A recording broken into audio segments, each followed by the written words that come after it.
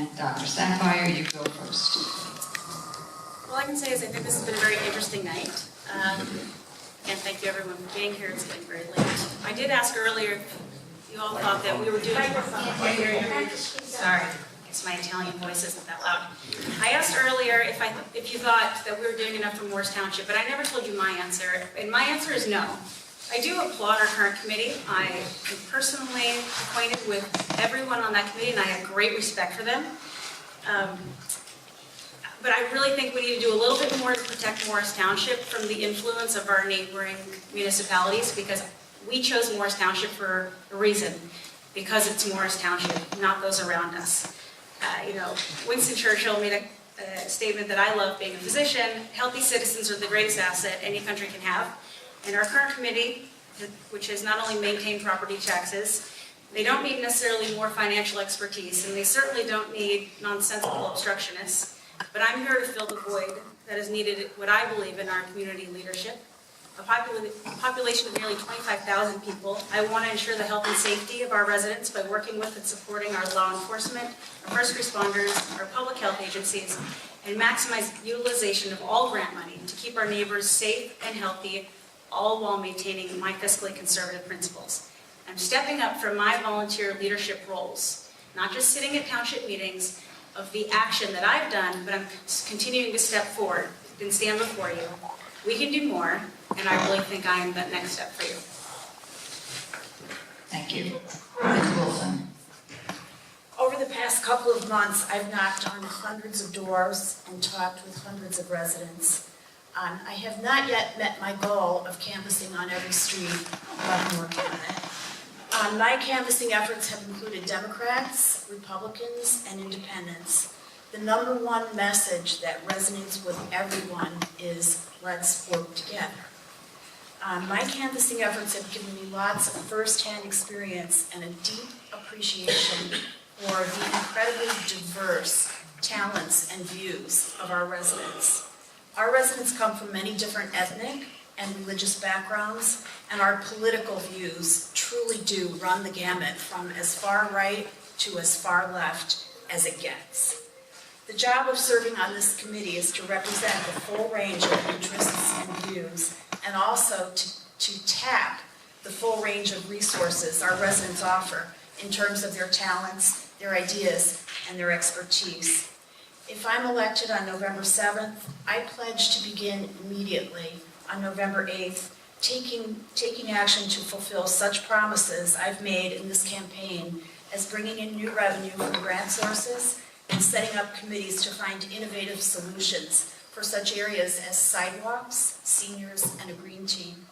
I'd also like to take the opportunity, as contentious as we've been tonight, I'd like to take the opportunity tonight to reach across the aisle and invite the leadership of the Morris Township Republican Party to meet together with the leadership of the Morris Township Democratic Party to find ways we can work together to serve the best interest of our community. Regardless of what happens on Election Day, this outreach across the aisle is at the top of my list for November 8th, because believe it or not, I truly am motivated to do everything possible to serve the best interests of our community. Thank you. Mrs. Johnson. Okay.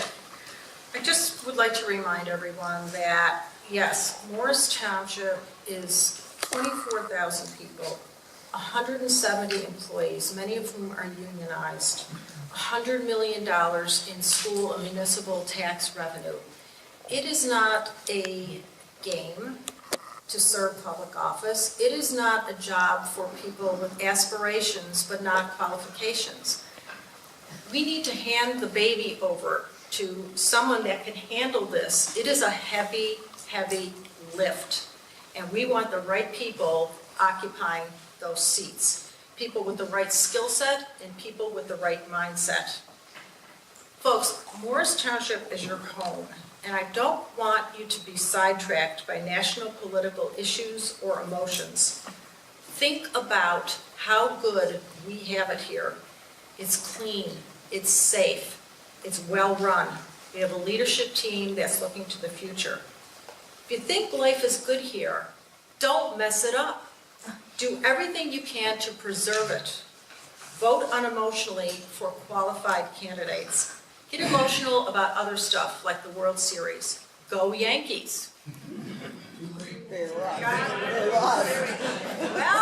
so much for that one. When did they lose? I was too busy preparing for the debate. Thank you, God bless you, and God bless America. Thank you. Mr. Arvanites. Thank you. I want to thank you all again for being here. It did take quite a bit of time, but I think this is very important for us to be here. And I want to thank that's here today. Some of my opponents I did not meet before, and I would like to thank you for your smiles as well, like I thank everybody else. Now, as a CPA, I'm fiscally conservative.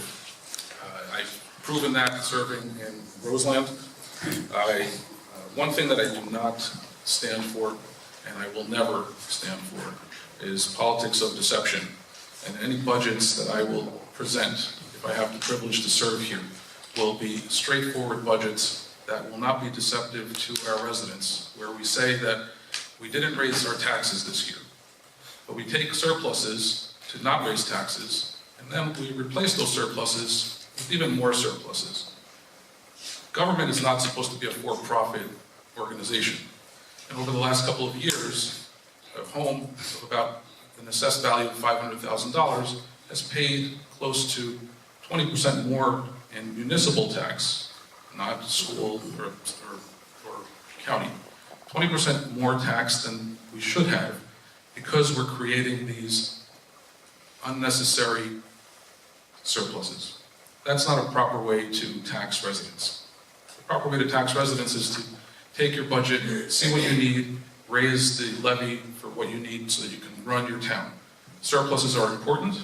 We need them in case of emergencies, but excessive surpluses are not fair game to play and deceiving the public with, we didn't raise taxes, because you did.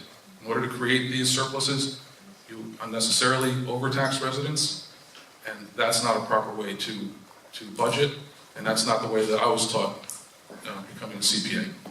Thank you again for being here this evening, and come out to vote on November 7th. Thank you. Morristown.